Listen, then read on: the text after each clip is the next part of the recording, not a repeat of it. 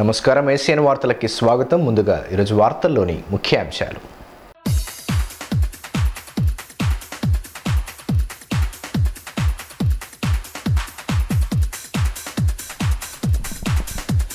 లక్ష వరకు రైతుల పంట రుణాల మాఫీని పూర్తి చేస్తాం. ఏప్రిల్ నుంచి పింఛన్లు పెరగనున్నాయన్న ఎమ్మెల్యే. బేలా జైనత్ మండలాల్లో విస్తృతంగా సాగిన బతుకమ్మ చీరల పంపిణీ.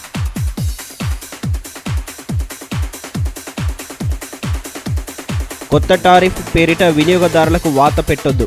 కేబుల్ టీవీ ధరలు పెరిగేలా ట్రాయ్ నిబంధనలు.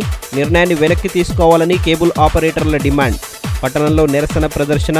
కలెక్టరేట్ ఎదుట ఆందోళన.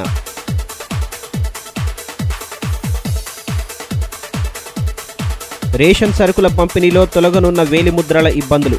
జనవరి నుంచి అమల్లోకి ఐరిస్ విధానం. ఏర్పాట్లు పూర్తి చేసినట్లు డిఎస్ఓ వెల్లడి. క్రిస్మస్ వేడుకలకు ముస్తాబైన చర్చిలు. విద్యుత్తు వెలుగులతో కాంతిమయంగా ప్రార్థనా మందిరాలు. స్థానిక సంస్థలు, సహకార సంఘాల్లోనూ ప్రజలు టీఆర్ఎస్ పార్టీని ఆదరించాలని ఎమ్మెల్యే జోగురామన్న కోరారు. రైతుల పంట రుణాలను మాఫీ చేస్తామని, ఏప్రిల్ నుంచి పెంచిన పింఛన్లను అందిస్తామని ఆయన స్పష్టం చేశారు. సోమవారం బేలా జైనత్ మండలాల్లో నిర్వహించిన బతుకమ్మ చీరల పంపిణీ కార్యక్రమాల్లో ఎమ్మెల్యే విస్తృతంగా పాల్గొన్నారు. టీఆర్ఎస్ పార్టీ కంటే రెట్టింపు స్థాయిలో ఉచిత హామీలిచ్చినా ప్రజలు ఇతర పార్టీలను నమ్మలేదని, గులాబీ పార్టీకి సంపూర్ణ మెజారిటీని అందించి తిరిగి అధికారాన్ని కట్టబెట్టారని ఆదిలాబాద్ ఎమ్మెల్యే జోగురామన్న అన్నారు. బేలా జైనత్ మండలాల్లో సోమవారం నిర్వహించిన బతుకమ్మ చీరల పంపిణీ కార్యక్రమాల్లో ఆయన విస్తృతంగా పాల్గొన్నారు. బేలా మండలంలోని సైద్పూర్, తోయిగూడ గ్రామాల్లో ఏర్పాటు చేసిన కార్యక్రమాలకు హాజరయ్యేందుకు వచ్చిన ఎమ్మెల్యేకు స్థానికులు, టీఆర్ఎస్ నాయకులు డప్పు బాజలతో ఘనంగా స్వాగతం పలికారు. ఎమ్మెల్యేగా తిరిగి విజయం సాధించిన జోగురామన్నను సత్కరించి అభినందనలు తెలియజేశారు. ఈ సందర్భంగా ఎమ్మెల్యే బతుకమ్మ చీరలను పంపిణీ చేశారు. ఈ కార్యక్రమంలో జిల్లా గ్రంథాలయ సంస్థ చైర్మన్ రావుత్ మనోహర్, ఎంపీపీ రఘుకుల్ రెడ్డి, తహసీల్దార్ సుధాకర్ రెడ్డి, టీఆర్ఎస్ మండల నాయకులు పాల్గొన్నారు.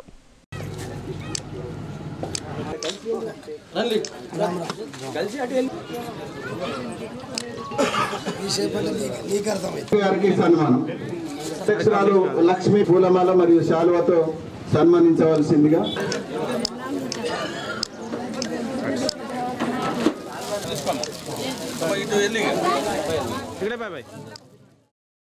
ఈ సందర్భంగా ఎమ్మెల్యే జోగురామన్న మాట్లాడుతూ శాసనసభ ఎన్నికల్లో సంపూర్ణ మెజార్టీని అందించిన ప్రజలు త్వరలో రానున్న స్థానిక సంస్థలు, సహకార సంఘాలు, పార్లమెంట్ ఎన్నికల్లోనూ టీఆర్ఎస్ పార్టీకి అండగా నిలవాలని కోరారు. ఇచ్చిన మాట ప్రకారం రైతుల లక్ష వరకున్న పంట రుణాలను మాఫీ చేసి తిరిగి పంట రుణాలను అందిస్తామని, ఏప్రిల్ నుంచి పింఛన్లను పెంచడంతో పాటు వయస్సును 57 ఏళ్లకు కుదిస్తామని చెప్పారు. స్థానిక సంస్థలు, సహకార సంఘాల్లో గులాబీ జెండా రెపరెపలాడాలని పిలుపునిచ్చారు. రెండోసారి కేసీఆర్ గారు ముఖ్యమంత్రి అయితే మేమేం చేస్తున్నామో మీ అందరికి తెలుసు. మాకంటే ఎక్కువ చెప్పినా నమ్మలేదు. అంటే మేము 1,00,000 రూపాయలంటే నమ్మిండ్రు, రైతు రుణం మాఫీ చేస్తామని చెప్పి. ఆ 2 లక్షలు చెప్పినా నమ్మలేదంటే మీరు కేసీఆర్ గారి నాయకత్వాన్ని, టీఆర్ఎస్ పార్టీ కారు గుర్తు నమ్మారు కాబట్టి మీకు ఖచ్చితంగా 1000 రూపాయల పెన్షన్ 2016 రూపాయలు చేస్తామని చెప్పినాం. ఖచ్చితంగా ఏప్రిల్ మాసం నుంచి 1000 రూపాయల పెన్షన్ 2016 అవుతుంది. 3,000 రూపాయల పెన్షన్ ఇచ్చినాం. 65 సంవత్సరాల నుంచి 57 సంవత్సరాలకే చేస్తామని చెప్పినాం. ఎంత 50% అంటారా, 57 అంటారు, గోల్డ్ లేమంటారు. డిగ్రీ పాస్ అయ్యి మీ బిడ్డ గాని, మీ కొడుకు గాని, మీ మనవరాలు ఉంటే ఖచ్చితంగా వాళ్ళకు కూడా ఉద్యోగం వచ్చేంత వరకు 3,016 రూపాయలు నిరుద్యోగ వృత్తి ఇస్తామని చెప్పినాం. అది కూడా ఖచ్చితంగా ఇస్తామని చెప్పుకునే సందర్భంగా మనం చేస్తున్నాం. ఒకటేసారి 1,00,000 రూపాయలు మాఫీ చేస్తామని చెప్పినాం. 1,00,000 ఉన్నటువంటి లోను ప్రతి రైతు కూడా ఒకటేసారి 1,00,000 రూపాయలు మాఫీ చేసి తిరిగి మళ్ళా మీ అందరికి లోన్ ఇప్పించే కార్యక్రమం తీసుకుంటున్నాం. 8,000 జాగాల 10,000 రూపాయలు పెట్టుబడి కూడా ఇచ్చే కార్యక్రమాన్ని తీసుకుంటున్నామని చెప్పి కూడా మనం చేస్తున్నాం. కానీ ఒకటే, ఈ రోజు మనోహర్ సాబ్ చెప్పినట్టు రేపు సర్పంచ్ ఎన్నికలలో పూర్తిగా గెలిచినామనుకో, రేపు ఎంపీటీసీ ఎమ్మెల్యే గెలిచినామనుకో, జడ్పీటీసీ సింగిల్ విండ్ ఎన్నికలు గెలిస్తే రేపు ముఖ్యమంత్రి గారి దగ్గర పోయి నేను కూర్చొని, ముఖ్యమంత్రి గారు మా సైద్పూర్ లో సర్పంచ్ గెలుచుకున్నాం, మా సైద్పూర్ ఎంపీటీసీ గెలుచుకున్నాం, మాకు బేలా మండలంలో మొత్తం గెలుచుకున్నాం, ఆదిలాబాద్ లో మొత్తం గ్రామ పంచాయతీలు ఎంపీటీసీలు జడ్పీటీసీలు గెలుచుకొని సింగిల్ విండోలు గెలుచుకొని వచ్చాం. మనం ఇవన్నీ గెలుచుకుంటే ముఖ్యమంత్రి గారి దగ్గర నేను కూడా పోయి బల్ల కుద్ది మేము అన్ని గెలుచుకొని వచ్చినాం. మాకు డబుల్ బెడ్రూమ్ ఇల్లు ఎక్కడ రావాలా, మాకు పైసలు ఎక్కువ కావాలా, మాకు ఇంకా ఏమేం పనులైతే సైద్పూర్ గ్రామ పంచాయతీ మిగిలినాయో అవన్నీ ఇంకా ఎక్కువ డబ్బులు తీసుకురావడానికి కొరకు నాకు కూడా పవర్ పెరుగుతుంది. ఇదిలా ఉంటే అటు జైనత్ మండలంలోని జామ్ని, మేడిగూడ, మాంగూర్ల తదితర గ్రామాల్లో నిర్వహించిన బతుకమ్మ చీరల పంపిణీలోనూ ఎమ్మెల్యే జోగురామన్న పాల్గొన్నారు. ఆయా గ్రామాలకు చేరుకున్న ఎమ్మెల్యేకు స్థానికులు, టీఆర్ఎస్ నాయకులు డప్పు భాజాలతో ఘనంగా స్వాగతం పలికి సత్కరించగా ఎమ్మెల్యే మహిళలకు బతుకమ్మ కానుకలను అందజేశారు. కుమ్రా లక్ష్మి, భీమరావు, కొడప రాంబాయి, రాజు, కల్పనబాయి, బాపురావు, దత్తగూడ,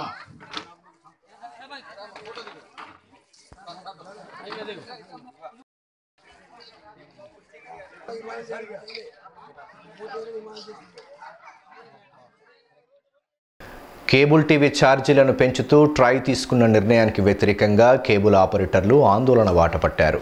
ట్రాయ్ నిబంధనలను వెంటనే వెనక్కి తీసుకోవాలని కోరుతూ ఆదిలాబాద్ జిల్లా కేబుల్ ఆపరేటర్ల సంఘం సభ్యులు సోమవారం కలెక్టరేట్ ఎదుట ధర్నా చేపట్టి జాయింట్ కలెక్టర్కు వినతి పత్రాన్ని అందజేశారు. ట్రాయ్ నిబంధనలను సవరించాలని కోరుతూ ఆదిలాబాద్ జిల్లా కేబుల్ ఆపరేటర్స్ ధర్నాకు దిగారు. సోమవారం తొలుత కేబుల్ ఆపరేటర్స్ పట్టణంలోని ఏసియన్ కార్యాలయం నుండి ర్యాలీగా కొమరంభీం చౌక్ మీదుగా కలెక్టరేట్ వరకు నిరసన ర్యాలీ నిర్వహించి కలెక్టరేట్ ఎదుట ధర్నా చేపట్టారు. ఈ సందర్భంగా కేంద్ర ప్రభుత్వానికి వ్యతిరేకంగా నిరసన నినాదాలతో హోరెత్తించారు. అనంతరం కలెక్టరేట్ కార్యాలయంలో సమస్యలతో కూడిన వినతి పత్రాన్ని జాయింట్ కలెక్టర్ సంధ్యారాణికి అందజేశారు. ఈ నిరసన కార్యక్రమంలో సంఘం జిల్లా అధ్యక్ష, ప్రధాన కార్యదర్శులు శేఖర్, రియాజ్లతో పాటు సంఘ సభ్యులు పాల్గొన్నారు.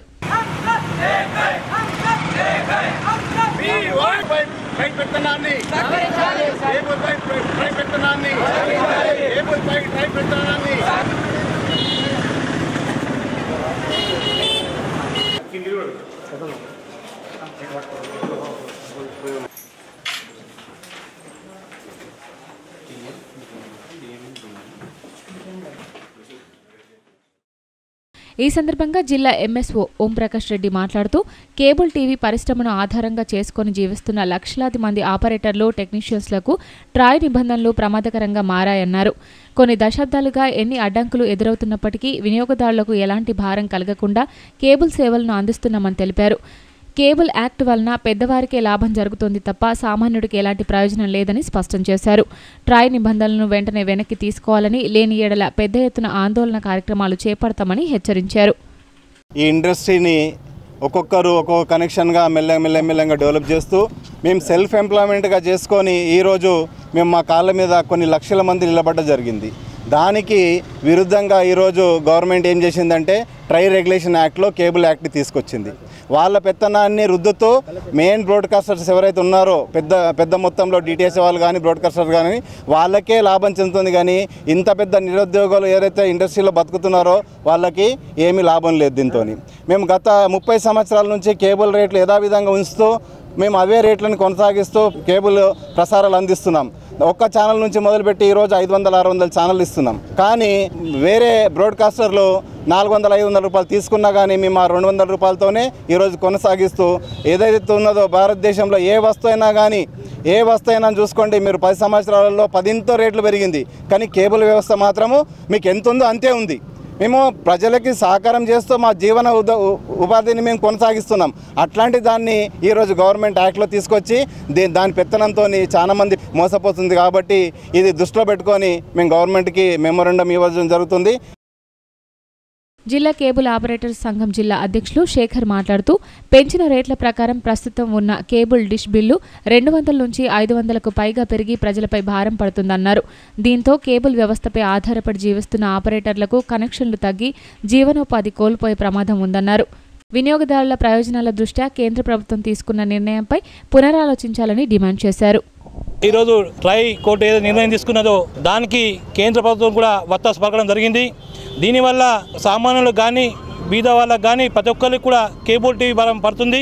దీంతో ఎవరికి సామాన్యునిపై చాలా పెద్ద మొత్తంలో కూడా ట్రై సిఫార్సు చేయడం వల్ల పెద్ద మొత్తంలో భారం పడుతుంది. దీంతో ఇక్కడ కేబుల్ ఆపరేటర్స్ కానీ దానివల్ల ప్రజలకు కానీ టీవీ వీక్షించే ప్రజలకు కానీ ఎవరికి కూడా లాభం లేకుండా నిర్ణయం తీసుకోవడం జరిగింది. ఆ నిర్ణయానికి కూడా కేంద్ర ప్రభుత్వం ఎవరిని ప్రజల్ని దృష్టిలో పెట్టుకోకుండా పెద్ద కంపెనీలకే, మల్టీనేషనల్ కంపెనీలకే, బ్రాడ్కాస్టర్లకే వాళ్ళకే సపోర్ట్ చేయడం జరిగింది. దీన్ని మేమందరం కూడా దేశంలోని కేబుల్ అందరం కూడా ఒక యూనియన్గా చేసుకొని దీన్ని వ్యతిరేకించడం జరుగుతుంది. కావున ప్రజలందరూ కూడా సహకరించి మీరు కూడా దీన్ని అందరూ కూడా ప్రజలు కూడా కన్జ్యూమర్స్ కూడా ఇప్పుడు ఏదో ట్రై కన్జ్యూమర్స్ కోసం పెట్టిందో దాంట్లో కూడా మీరు చెప్పడం జరిగింది. ఈ నిర్ణయాన్ని కూడా కేబుల్ తరపున దేశం లెవెల్లో కూడా అందరం కలిసి దీన్ని వ్యతిరేకించడం జరుగుతుందని చెప్పి మీకు తెలియజేస్తున్నాం. ఇక క్రిస్మస్ సంబురాలకు ఆదిలాబాద్ పట్టణం ముస్తాబవుతోంది. సోమవారం అర్ధరాత్రి నుండి ప్రారంభం కానున్న వేడుకలకు పట్టణంలోని చర్చిలన్నింటినీ సర్వాంగ సుందరంగా తీర్చిదిద్దారు. జిల్లాలో క్రిస్మస్ వేడుకల సంబరాలు సోమవారం రాత్రి నుంచి అట్టహాసంగా ప్రారంభం కానున్నాయి. అందుకు పట్టణంలోని చర్చిల్లో అన్ని ఏర్పాట్లు చురుగ్గా సాగుతున్నాయి. క్రిస్మస్ ఆరంభ రోజున వైవిధ్య సాంస్కృతిక కార్యక్రమాలు చేపట్టేందుకు జోరుగా సన్నాహాలు చేస్తున్నారు. ఎన్టీఆర్ చౌక్లో గల హోలీ ఫ్యామిలీ క్యాథలిక్ చర్చ్, రవీంద్రనగర్లోని సిఎస్ఐ చర్చ్, ఖానాపూర్ చర్చిల్లో క్రిస్మస్ ఆరంభ రోజున వైవిధ్య సాంస్కృతిక కార్యక్రమాలు చేపట్టేందుకు వివిధ ఏర్పాట్లు కొనసాగుతున్నాయి. మరోవైపు కళాకారుల నాటకాలు, నృత్యాలపై రిహార్సల్స్ చేస్తున్నారు. అదేవిధంగా చర్చిల్లో యేసుక్రీస్తు జన్మ వృత్తాంతాన్ని చాటే పశువుల పాక, క్రిస్మస్ ట్రీ, వేడుకలను నిర్వహించే వేదికలను సుందరంగా అలంకరిస్తున్నారు.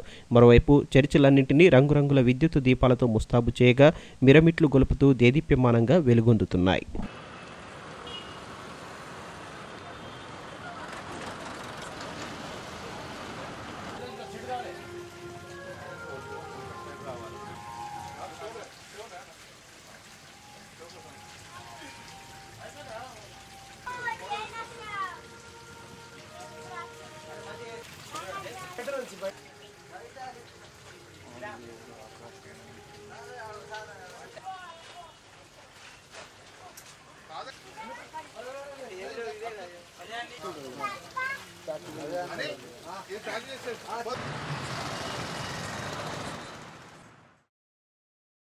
రాష్ట్ర ప్రభుత్వం ప్రజా పంపిణీ వ్యవస్థను పటిష్టపరచడానికి పలు చర్యలు చేపడుతోంది.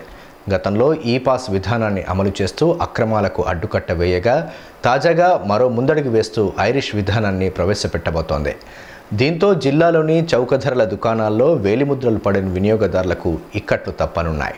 జిల్లాలో నూతనంగా అమలు చేస్తున్న ఐరిష్ విధానంపై ఏసియన్ అందిస్తున్న ప్రత్యేక కథనం. రాష్ట్ర ప్రభుత్వం పౌర సరఫరాల శాఖ ఆధ్వర్యంలో ఈ-పాస్ విధానం అమల్లోకి తీసుకొస్తూ కేవలం అర్హులైన నిరుపేదలకు మాత్రమే చౌక ధరల దుకాణాల ద్వారా నిత్యావసర సరుకులు అందిస్తోంది. దీన్ని గత ఏడాది మే నుంచి ప్రారంభించి అక్రమాలకు అడ్డుకట్ట వేయడంతో పాటు విజయవంతంగా ప్రతి నెల కోట్ల రూపాయల ప్రభుత్వానికి ఆదా అవుతున్నాయి. ఈ-పాస్ విధానంలో వేలిముద్ర వేస్తేనే బియ్యం, ఇతర నిత్యావసరాలు ఇచ్చే పద్ధతి ఉండటంతో వేలిముద్రలు అరిగిన వృద్ధులు, పనిచేసే శ్రామికులు, దీర్ఘకాలిక రోగులు సరుకులు తీసుకోలేని పరిస్థితి నెలకొంది.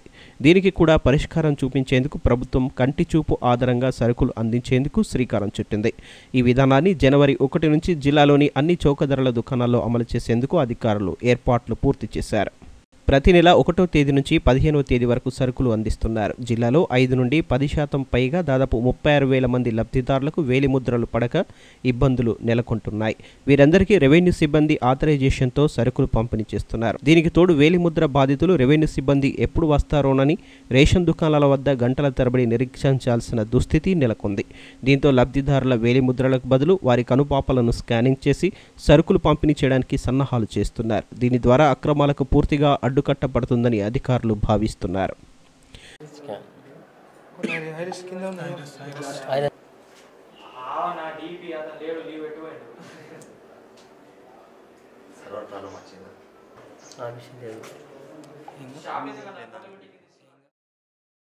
జిల్లా పౌర సరఫరాల శాఖ అధికారి సుదర్శనం మాట్లాడుతూ ఐరిస్ విధానం ద్వారా కనుపాపలను స్కానింగ్ చేసి సరుకులు పంపిణీ చేయడం చాలా సులభంగా ఉంటుందన్నారు. వేలిముద్రలు పడని వారికి సైతం నిత్యావసర సరుకులు అందించేందుకు రాష్ట్ర పౌర సరఫరాల శాఖ కమిషనర్ ఆదేశాల మేరకు జిల్లాలోని చౌక ధరల దుకాణాల్లో జనవరి నుండి ప్రారంభించనున్నామని తెలిపారు.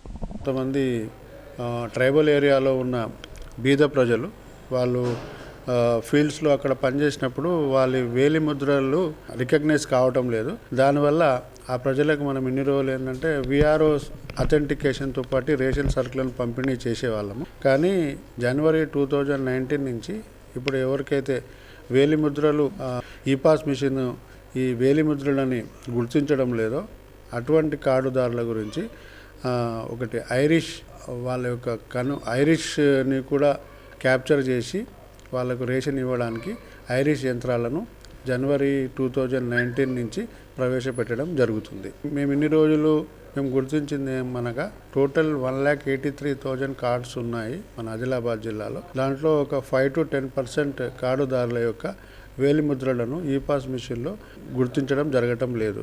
ఆ కార్డుదారులు ఎవ్రీ మంత్ రేషన్ తీసుకునేటప్పుడు ఎంఆర్ ఆఫీస్లో ఉన్న విఆర్ఓలు కానీ ఆర్ఏ కానీ వచ్చి వాళ్ళ తరఫున అథెంటికేషన్ ఇచ్చే వరకు కూడా వాళ్ళకి రేషన్ తీసుకోవడానికి ఇబ్బంది పడుతున్నారు. కాబట్టి ప్రభుత్వము దీని గురించి ఐరిష్ యంత్రాన్ని ప్రవేశపెట్టింది. ఆ ఐరిష్ యంత్రాలను ఈ డిసెంబర్ నెలలో అందరూ రేషన్ షాప్ డీలర్లకు 355 మంది రేషన్ షాప్ డీలర్లకు కూడా ఆ ఐరిష్ యంత్రాలను వాళ్ళకు డిస్ట్రిబ్యూట్ చేస్తూ మరి వాళ్ళకు శిక్షణ కూడా ఇవ్వడం జరిగింది. నాణ్యత లేని వస్తువుల అమ్మకంపై చట్టపరమైన చర్యలు తీసుకోవాలంటే ముందుగా మన హక్కులు బాధ్యత తెలుసుకోవాల్సిన అవసరం ఉందని జిల్లా పౌర సరఫరాల అధికారి సుదర్శనం అన్నారు. జాతీయ వినియోగదారుల దినోత్సవం సందర్భంగా సోమవారం ఆదిలాబాద్ జిల్లా కేంద్రంలోని ప్రభుత్వ బాలికల జూనియర్ కళాశాలలో ఏర్పాటు చేసిన కార్యక్రమంలో ఆయన ప్రసంగించారు. వినియోగదారుల హక్కులు పరిరక్షణ కోసం చట్టపరమైన హక్కులు బాధ్యతలు తెలుసుకుని కల్తీని అరికట్టి దేశాభివృద్ధికి పాటుపడాల్సిన ఆవశ్యకత ప్రతి ఒక్కరిపై ఉందని జిల్లా పౌర సరఫరా శాఖ అధికారి సుదర్శనం అన్నారు. జాతీయ వినియోగదారుల దినోత్సవం సందర్భంగా సోమవారం ఆదిలాబాద్ జిల్లా కేంద్రంలోని ప్రభుత్వ బాలికల జూనియర్ కళాశాలలో తెలంగాణ వినియోగదారుల సంఘం సమైక్య ఆధ్వర్యంలో ఏర్పాటు చేసిన కార్యక్రమానికి ఆయన ముఖ్య అతిథిగా హాజరయ్యారు. ఈ సందర్భంగా జరిగిన కార్యక్రమంలో వినియోగదారులుగా ఎవరు పిలువబడతారు, వారి హక్కులు బాధ్యతలు, వినియోగదారుడు మోసపోతే ఎవరికి ఫిర్యాదు చేయాలి వంటి అంశాలను వక్తలు విద్యార్థులకు అర్థమయ్యేలా వివరించారు. ఈ కార్యక్రమంలో సీనియర్ న్యాయవాది గోలి తిరుపతి, కళాశాల ప్రిన్సిపల్ భగవన్లు, వినియోగదారుల సంఘాల సమైక్య జిల్లా అధ్యక్ష ఉపాధ్యక్షులు మోహన్, కిరణ్, వినియోగదారుల హక్కుల పరిరక్షణ సమితి జిల్లా అధ్యక్షులు ఆంజనేయులతో పాటు కళాశాల విద్యార్థులు, అధ్యాపకులు, సిబ్బంది పాల్గొన్నారు.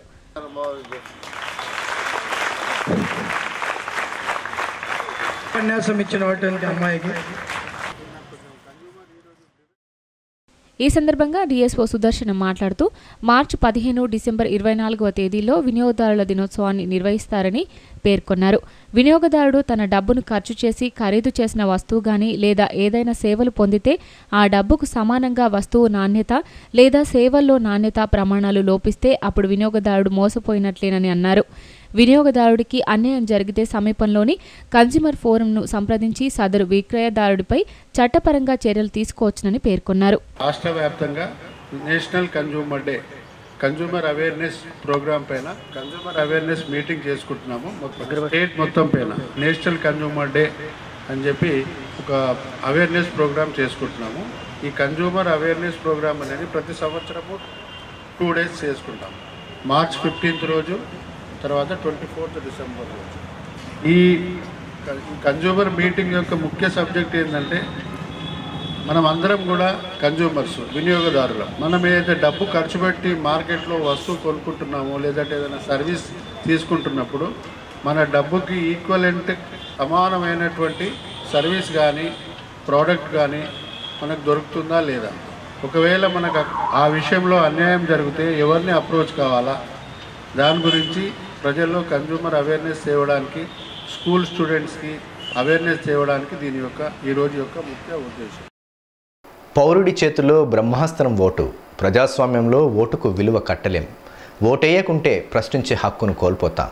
కాబట్టి 2019 జనవరి 1వ తేదీ నాటికి 18 ఏళ్లు నిండి గతంలో ఓటు లేనివారు మరో దఫా ఓటర్ లిస్టులో పేర్లు నమోదు చేసుకోవడానికి ప్రభుత్వం కల్పిస్తున్న అవకాశాన్ని ఓటర్లు సద్వినియోగం చేసుకోవాలని ఆర్డీఓ సూర్యనారాయణ సూచిస్తున్నారు. శాసనసభ ఎన్నికల్లో పోలింగ్ కేంద్రానికి వెళ్లి ఓటు లేదని తెలిసి పలువురు అవాక్కయ్యారు. పంచాయతీ, పార్లమెంట్ ఎన్నికల్లో ఆ పరిస్థితి మళ్లీ రావద్దంటే అర్హత ఉన్న ప్రతి ఒక్కరూ ఓటు నమోదు చేసుకోవాల్సిన అవసరం ఉంది. ఎన్నికల సంఘం ఆ అవకాశాన్ని ఈ నెల 26వ తేదీ నుంచి జనవరి 25 వరకు కల్పిస్తోంది. బాధ్యత గల పౌరులుగా ప్రతి ఒక్కరూ ఓటర్ నమోదు చేసుకోవాల్సిన అవసరం ఎంతైనా ఉంది. ఎన్నికల సంఘం త్వరలో పంచాయతీ, పార్లమెంటు తర్వాత మున్సిపల్ ఎన్నికలు నిర్వహించేందుకు సమాయత్తం అవుతోంది. ఈ నేపథ్యంలోనే 18 ఏళ్లు నిండిన అర్హులైన ప్రతి ఒక్కరూ ఓటు హక్కు నమోదు చేసుకునేందుకు మరో దఫా అవకాశం కల్పించింది. ఈ నెల 26 నుంచి కొత్త ఓటర్ల నమోదు సవరణ చేపట్టనుంది. శాసనసభ ఎన్నికల్లో జరిగిన తప్పిదం పునరావృతం కాకుండా ఉండాలంటే అప్రమత్తంగా ఉండాల్సిందే. ఓటు తనిఖీ బాధ్యత ప్రజలదే అన్న నినాదాన్ని ప్రతి ఒక్కరూ గుర్తు చేసుకోవాలి. జాబితాలో పొరపాట్లు, చిరునామాలు మారిన వారు సవరించుకునేందుకు కూడా అవకాశం ఉంది. ఈ అవకాశాన్ని అందరూ వినియోగించుకొని ఓటర్ల జాబితాలో పేరు నమోదు చేసుకోవచ్చని ఆర్డీఓ సూర్యనారాయణ తెలిపారు. మనకి ఈ నెల 26 నుంచి కూడా మళ్ళీ ఈ ఫార్మ్ 6, 7, 8, 8A మనం తీసుకుంటామండి. బిఎల్ఓలు అందరూ కూడా ఇన్స్ట్రక్షన్స్ ఇవ్వడం జరిగింది. దీని మీద ప్రతి పోలింగ్ స్టేషన్కి ఒక సూపర్వైజర్ కూడా ఏర్పాటు చేసాము. అయితే ఎక్కడైనా మన 1 జనవరి 2019 నాడు 18 సంవత్సరాల నుండి అందరూ కూడా ఓటు హక్కు వినియోగించడానికి అవకాశం కల్పించడం జరిగింది. అయితే గతంలో ఏంటంటే కొంతమంది మిస్ అయ్యారని మనకి కొన్ని కంప్లైంట్స్ కూడా వచ్చాయి. సో అటువంటి వాళ్ళు కూడా మేము స్పెషల్గా కొన్ని టీమ్స్ పెట్టాం. దర్శనాపూర్ ఏరియా, తర్వాత శాంతినగర్, తర్వాత మన మార్కెట్ యార్డ్ ఏరియాలో ఒక 3 టీములు పెట్టాము.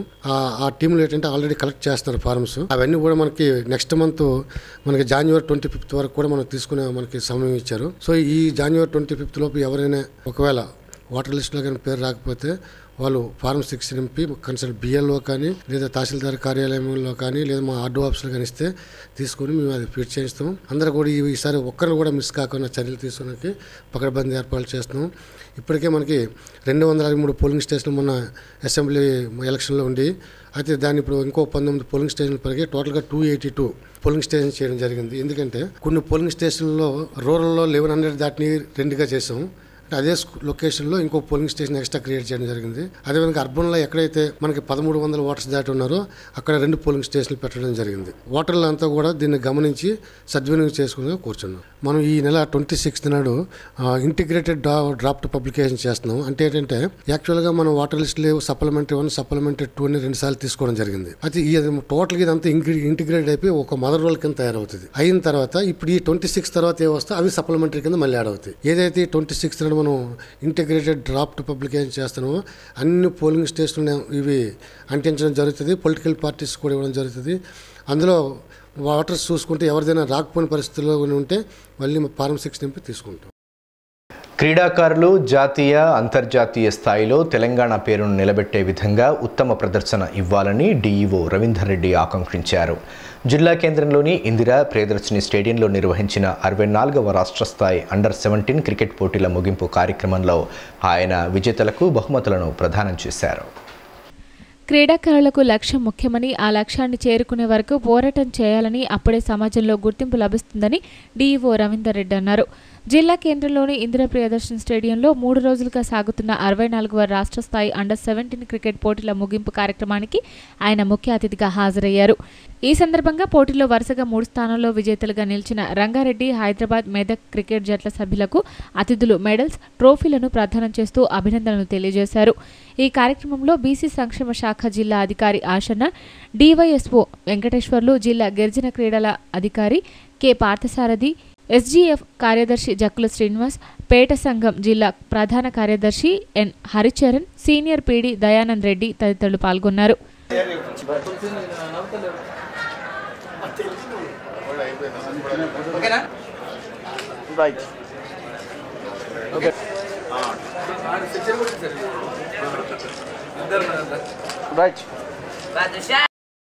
ఈ సందర్భంగా డీఈఓ రవీందర్ రెడ్డి మాట్లాడుతూ ప్రతి క్రీడలోనూ క్రీడాకారులు నిరంతరం కృషితోనే ఉన్నత స్థాయికి చేరుకోగలుగుతారని, విజేతలైన క్రీడాకారులు తెలంగాణ ఖ్యాతిని జాతీయ స్థాయిలో చాటాలని ఆకాంక్షించారు. క్రీడల్లో గెలుపోటములు సహజమని, వాటిని క్రీడా స్ఫూర్తిగా తీసుకుని ముందుకెళ్లాలని చెప్పారు. ఎంపిక కాని క్రీడాకారులు నిరాశ చెందకుండా మరింత కృషి చేయాలని చెప్పారు. మీరు ఎన్నో దినాలుగా ప్రాక్టీస్ చేస్తూ మీ ప్రతిభను చాటి ఎవరైతే సెలెక్ట్ అయ్యారో సెలెక్ట్ అయిన క్రీడాకారులందరూ కూడా జాతీయ స్థాయిలో మీ ప్రతిభను నిరూపించి తెలంగాణ యొక్క కీర్తి కిరాటాన్ని దేశ స్థాయిలో ప్రతిబింబజేస్తారని సెలెక్ట్ అయిన క్రీడాకారులందరికీ కూడా నేను మనసారా ఆకాంక్షిస్తూ నేను స్పెషల్గా జ్యూరీని అభినందిస్తున్నాను. ఎంతో ఉత్కంఠతో గత 2-3 గంటల నుంచి ఎంతో కష్టపడుతున్నారు. వారికి కూడా కష్టం సాధ్యమవుతుంది మీ ప్రతిభను అంచనా వేయడానికి. ఎవరికి తీసుకోలేదు, కానీ తప్పదు, ఒకే టీంలో పంపాలి మనం. ఎవరు సెలెక్ట్ కావట్లేదు వారు కూడా రెట్టింపు ఉత్సాహంతో వచ్చే హెచ్జిఎఫ్ఐ క్రీడల్లో పాల్గొని తమ ప్రతిభను నిరూపించుకొని మన యొక్క రాష్ట్ర స్థాయి రాష్ట్రాన్ని జాతీయ స్థాయిలో పేరు సంపాదిస్తారని, అలాగే ఎవరైతే సెలెక్ట్ కాబడిన వారు వారి ఆరోగ్యాన్ని కాపాడుకుంటూ రెట్టింపు ఉత్సాహంతో తెలంగాణకు మంచి పేరు ప్రతిష్టలు తెస్తారని మనసారా అందరినీ అభినందిస్తూ, తెలంగాణ రాష్ట్రం సర్వమతాల సమాహారంగా రాష్ట్రంలో అన్ని మతాల పండుగలను అధికారికంగా నిర్వహిస్తూ దేశానికే ఆదర్శంగా నిలుస్తోందని ఎమ్మెల్యే జోగురామన్న స్పష్టం చేశారు. ఆదివారం రాత్రి రవీంద్రనగర్ సెయింట్ పీటర్స్ చర్చిలో నిర్వహించిన క్రిస్మస్ సంబరాల్లో ఎమ్మెల్యే పాల్గొనగా, మరోవైపు పట్టణంలోని ఐరిస్ ఫ్లోరెన్స్ ఇంటర్నేషనల్ ప్లే స్కూల్లో క్రిస్మస్ వేడుకల్లో మున్సిపల్ చైర్పర్సన్ రంగినేని మనీషా పాల్గొన్నారు. ఆదిలాబాద్ పట్టణంలోని స్థానిక సిఎస్ఐ చర్చిలో ఆదివారం రాత్రి ఏర్పాటు చేసిన క్రిస్మస్ వేడుకలకు ఎమ్మెల్యే జోగురామన్న ముఖ్య అతిథిగా హాజరయ్యారు. ఈ సందర్భంగా జరిగిన వేడుకల్లో ఎమ్మెల్యే చిన్నారులతో కలిసి కేక్ కట్ చేసి క్రిస్మస్ వేడుకలకు శ్రీకారం చుట్టారు. అనంతరం చిన్నారులకు కేక్ తినిపిస్తూ ఉత్సాహంగా గడిపారు. యేసుక్రీస్తు భూలోకంలో అవతరించిన పర్వదినమే క్రిస్మస్ పండుగ అని ఈ సందర్భంగా జోగురామన్న పేర్కొన్నారు. ప్రతి ఒక్కరిపై యేసుక్రీస్తు ఆశీస్సులు ఉండాలని ఆకాంక్షించారు.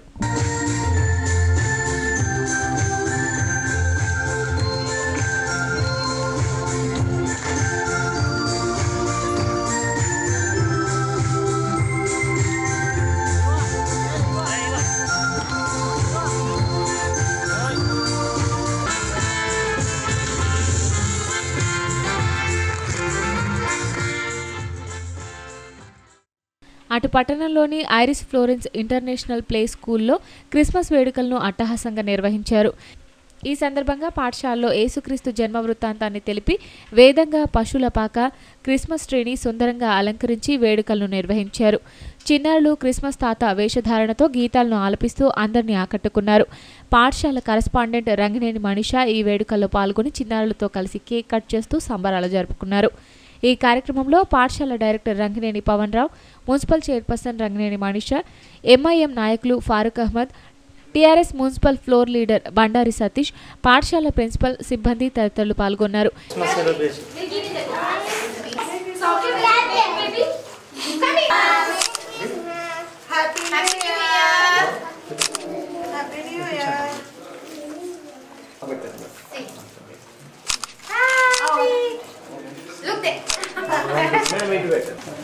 యేసుక్రీస్తు ప్రభు వారి యొక్క జన్మదినము, అది మేము ప్రతి సంవత్సరం సెలబ్రేట్ చేస్తూ ఉంటాము. అండ్ ఈ సంవత్సరం ఐరిస్ ఫ్లోరెన్స్ మన ఆదిలాబాద్ స్కూల్లో మేమందరం కలిసి క్రిస్మస్ సెలబ్రేట్ చేస్తున్నాము. కేక్ కటింగ్ కూడా జరిగింది. పిల్లలతో పాటు మేమందరం సెలబ్రేట్ చేసాము. పట్టణంలోని రామ్నగర్లో నూతనంగా నిర్మించిన ఆలయంలో సోమవారం విఠల రుక్మాబాయి విగ్రహ ప్రతిష్టాపన వేడుకలను వైభవంగా నిర్వహించారు. ఎమ్మెల్యే జోగురామన్న హాజరై పూజల్లో పాల్గొన్నారు. విఠలేశ్వర నామస్మరణతో ఆలయ పరిసరాలు మార్మోగాయి. పట్టణంలోని రామ్నగర్లో కృషి విజ్ఞాన కేంద్రం ఎదురుగా పాత జాతీయ రహదారి పక్కన నూతనంగా నిర్మించిన విఠలేశ్వర ఆలయంలో సోమవారం విగ్రహ ప్రతిష్టాపన వేడుకలను కనుల పండుగగా నిర్వహించారు. వేద పండితుల మంత్రోచ్చారణల నడుమ హోమం నిర్వహించగా పలు జంటలు నియమనిష్టలతో పాల్గొని పూజలు చేశారు. ఆలయ గోపురంపై శిఖర స్థాపన, యంత్రస్థాపన, ప్రాణప్రతిష్ఠ, బలిహరణం, అర్చన, అభిషేకం వంటి పూజాది కార్యక్రమాలను శాస్త్రోక్తంగా నిర్వహించారు. అంతకుముందు భజన సంకీర్తనల నడుమ శిఖర కలశంతో నగర సంకీర్తన చేపట్టారు. పరిసర కాలనీల నుంచి భక్తులు తరలిరాగా భజన సంకీర్తనల నడుమ పాడిన భక్తి గీతాలు, విఠలేశ్వర నామస్మరణతో ఆలయ పరిసరాలు మార్మోగాయి. ఎమ్మెల్యే జోగురామన్న వేడుకలకు హాజరై విఠల రుక్మాబాయిలను దర్శించుకుని ప్రత్యేక పూజలు చేయగా ఆలయ అర్చకులు, బ్రాహ్మణోత్తములు ఆయనకు స్వామివారి ఆశీర్వచనాలు అందజేశారు. ఈ సందర్భంగా ఆలయ కమిటీ ఆధ్వర్యంలో భక్తులకు అన్నదానం ఏర్పాటు చేశారు.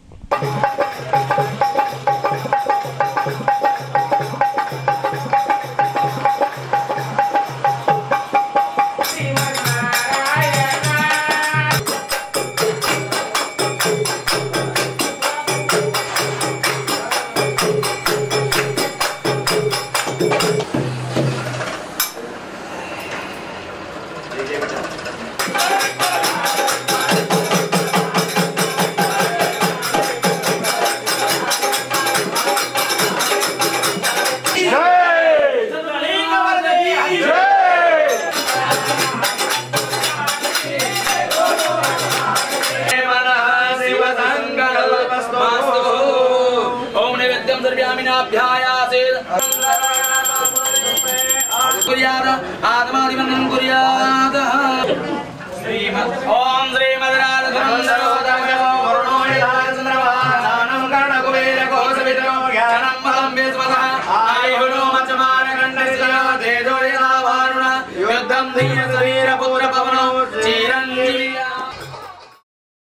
భారతీయ సంస్కృతి సాంప్రదాయాలు ప్రపంచంలోనే గొప్ప విశిష్టతను కలిగి ఉన్నాయని, కాబట్టి యువత మన సంస్కృతి సాంప్రదాయాలను గౌరవించాలని ఆసారాం బాపు ప్రతినిధులు తెలియజేశారు. సోమవారం పట్టణంలో ఏర్పాటు చేసిన కార్యక్రమంలో వారు భారతదేశ గొప్పతనాన్ని వివరించారు.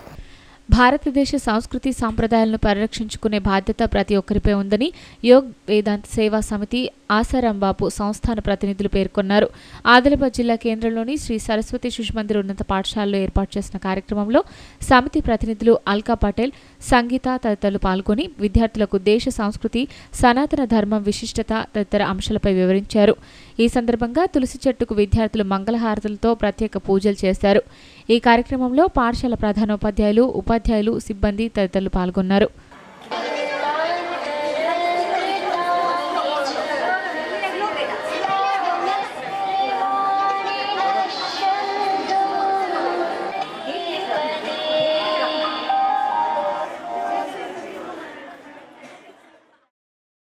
ఆశ్రమ్ బాపు సంస్థాన్ ప్రతినిధి అల్కా పటేల్ మాట్లాడుతూ, పూర్వకాలంలో భారతదేశ సంస్కృతిని ఇతర దేశాల వారు అనుకరించేవారని, కానీ ప్రస్తుతం పాశ్చాత్య సంస్కృతిపై మన దేశపు యువత, ప్రజలు ఆసక్తి చూపుతున్నారని అన్నారు.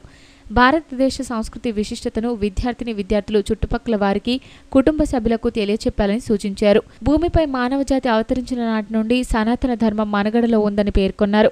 అటువంటి ధర్మాన్ని కాపాడుకునే బాధ్యత ప్రతి ఒక్కరిపై ఉందని అన్నారు. हम लोग योग वेदांत सेवा समिति आसाराम बापू की संस्था के आए हैं, तो मेरे को बहुत खुशी हुई कि ऐसे स्कूलों में हिंदू संस्कार अभी भी दिए जाते हैं।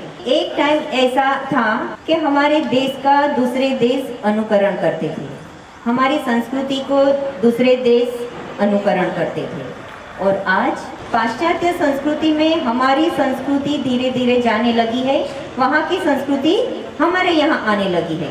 आज हमारा एक उद्देश्य यहाँ आने का मेन है कि हमारी संस्कृति की रक्षा करना और बच्चों को उसके बारे में ज्ञान देना। तो आज हमारा जो विषय है इसके बारे में ही मैं आपको बताऊंगी कि हम तुलसी को माँ क्यों बोलते हैं। जैसे कि हमारी माता हमारे लिए हित का भाव रखती है, ऐसे ही हित का भाव गौ माता भी हमारे लिए है और तुलसी माता भी हमारे लिए है। तुलसी को माँ इसीलिए बोला जाता है कि उसमें इतने गुण है कि हमको उसको माँ बोलना पड़ता है। तुलसी एक तो उसमें गुण में बताऊँ तो उसमें औषधीय गुण है, एंटीबायोटिक उसमें गुण है, उसको हम इतने फायदे बोले तो औषधि में भी उसको फायदा ले सकते हैं, जैसे कि मलेरिया है, सर्दी है, जुकाम है। आजकल औषधीय गुण उसका सबसे बड़ा गुण है, कैंसर को भी वो नष्ट कर सकते हैं। आपको मालूम है तुलसी में ऐसा गुण है कि कैंसर को भी नष्ट कर सकता है। अगर किसी को फर्स्ट स्टेज का कैंसर है तो 100 ग्राम तुलसी के पत्ते और दही मिला के खाने से वो फर्स्ट स्टेज का कैंसर भी, ट्यूमर भी कम होता है, उसका इससे इलाज कर सकते हैं। పార్టీ సభ్యత్వంతో పాటు రానున్న స్థానిక సంస్థల ఎన్నికల్లో పార్టీ విజయం కోసం తీసుకోవాల్సిన చర్యలపై చర్చించడంలో భాగంగా మంగళవారం పట్టణ శివారులోని గాయత్రి గార్డెన్లో టీఆర్ఎస్ పార్టీ సమావేశాన్ని ఏర్పాటు చేయడం జరిగిందని ఆ పార్టీ పట్టణ అధ్యక్షుడు సాజిదుద్దీన్ తెలిపారు. కార్యకర్తలు, నాయకులు సకాలంలో తరలి రావాలని కోరారు.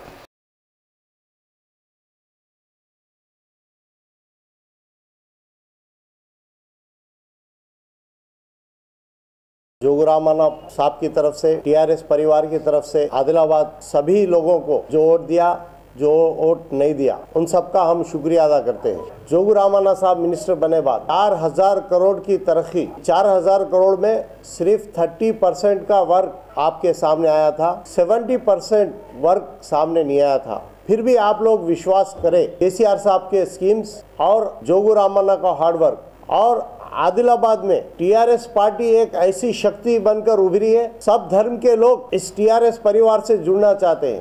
कल 10:30 बजे गायत्री गार्डन पे टीआरएस पार्टी का एक मीटिंग हो रहा है, जिसमें हर कार्यकर्ता से हम एडवाइस लेंगे। हमारे जो भी कमियां हैं आने वाले इलेक्शन के लिए, ग्राम पंचायत इलेक्शन होने दीजिए, पार्लियामेंट इलेक्शन होने दीजिए, इसके लिए हमारे कार्यकर्ता को उनका सुझाव लिया जाएगा। टीआरएस पार्टी आने वाले दिनों में जिस तरह कांग्रेस पार्टी और बीजेपी पार्टी प्रोपेगेंडा कर रही थी कि टीआरएस पार्टी थर्ड पोजीशन पे है, टीआरएस पार्टी कोई काम नहीं करी। मैं आज पायल शंकर जी से और सुजाता मैडम से उनसे माफी मांगने के लिए कहता हूँ, क्योंकि इतनी भी झूठ नहीं बोलना चाहिए था। क्योंकि मोदी जी आज पूरे हिंदुस्तान में मोदी मोदी का नाम चल रहा था, आज मोदी जाओ का नारा चल रहा है और कांग्रेस की तो नैया पूरी डूब चुकी है।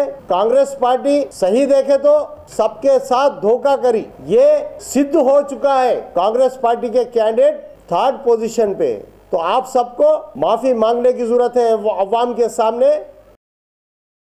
కేంద్ర ప్రభుత్వ కార్మిక వ్యతిరేక విధానాలను నిరసిస్తూ జనవరి 8, 9 తేదీల్లో నిర్వహించే దేశవ్యాప్త సార్వత్రిక సమ్మెను అన్ని కార్మిక వర్గాల సభ్యులు జయప్రదం చేయాలని సిపిఎం జిల్లా కార్యదర్శి మల్లేష్ కోరారు. సోమవారం ఆ పార్టీ కార్యాలయంలో ఏర్పాటు చేసిన మీడియా సమావేశంలో అందుకు సంబంధించిన పోస్టర్లను ఆయన ఆవిష్కరించారు.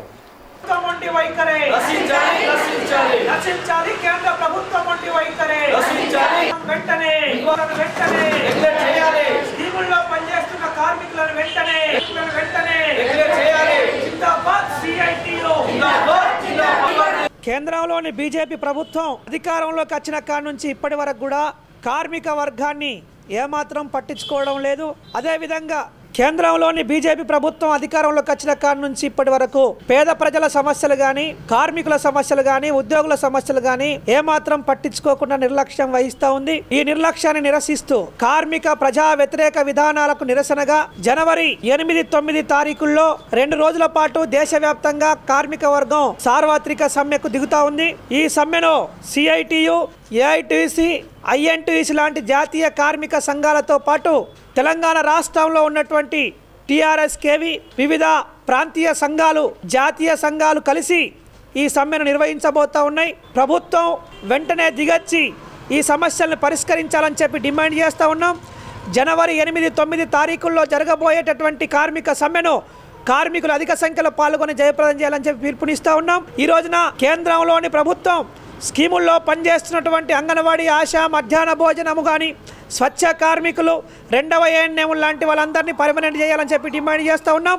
కాంట్రాక్ట్ అవుట్సోర్సింగ్ కార్మికులు రెగ్యులరైజ్ చేయాలని, కనీస వేతనం కార్మికులందరికీ 18,000 రూపాయలు ఇవ్వాలని చెప్పి, నిత్యావసర వస్తువుల్ని తగ్గించాలని చెప్పి ఇలాంటి 12 డిమాండ్లతో సమ్మె జరుగుతూ ఉంది. వార్తలు ముగించే ముందు ముఖ్యాంశాలు మరోసారి.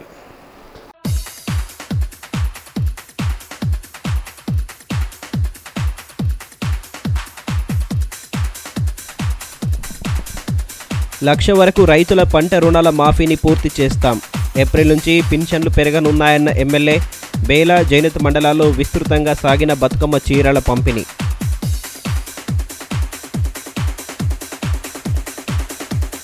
కొత్త టారిఫ్ పేరిట వినియోగదారులకు వాత పెట్టొద్దు. కేబుల్ టీవీ ధరలు పెరిగేలా ట్రాయ్ నిబంధనలు, నిర్ణయాన్ని వెనక్కి తీసుకోవాలని కేబుల్ ఆపరేటర్ల డిమాండ్. పట్టణంలో నిరసన ప్రదర్శన, కలెక్టరేట్ ఎదుట ఆందోళన.